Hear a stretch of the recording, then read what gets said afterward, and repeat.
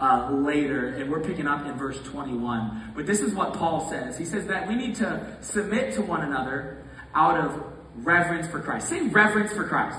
Reverence for Christ. What is marriage? Well, first it's a picture. What's it a picture of?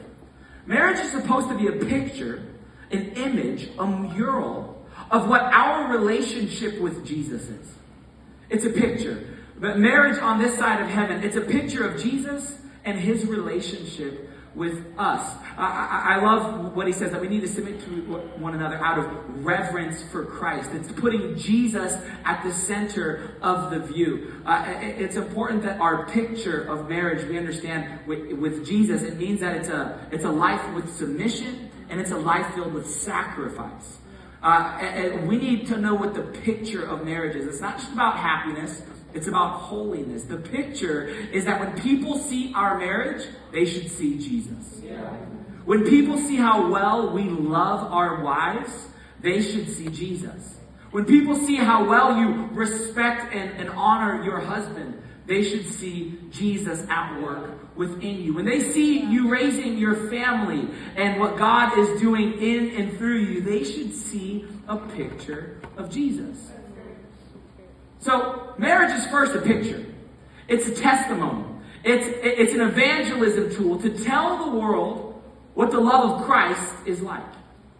That's what it's supposed to be before it's anything else. Now, we're going to get into what this picture looks like, but I want you to brace yourself because we live in 2024 and we are about to talk about everyone's favorite word. You ready?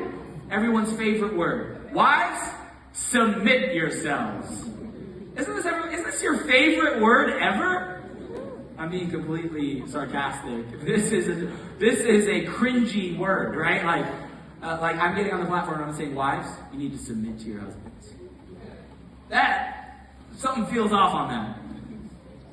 It's not everyone's favorite word, but the reason that we don't like the word is because we have misunderstood it. Paul, he says, wives, submit yourselves to your own husbands as you do to the Lord. Just a few obvious notes. Submission is not subjugation.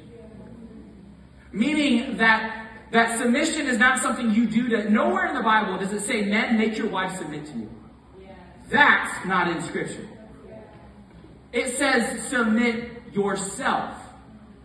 You see, the act of submission is not power coming down upon someone. The act of submission is the willful choice to come underneath someone. It's really important that we understand that it's not subjugation. That at no point is the Bible suggesting that women are supposed to be subjugated to their husbands, nor is the word submission. It does not mean servitude. There's been bad cultures. There have been some bad players. There have been some... this scripture has been abused. We have seen it abused. It's not a life of servitude. You don't make someone submit. They willfully do it. Now what is it, though? Wives, submit yourselves to your husband. Well, what exactly is he saying? Well, again, we're going to go back to the picture. What's the picture? Well, the picture is that the husband is the head of the wife as Christ is the head of the church. You see, our marriage is supposed to be a picture, a mural, it's supposed to show us what our relationship with Jesus is supposed to be. It says that Christ is the head of the church. So submission, it's not subjugation, it's not servitude, but it is, what is submission? Submission is recognition. What's the recognition? Well, I have to recognize that God has ordered the world in a certain way.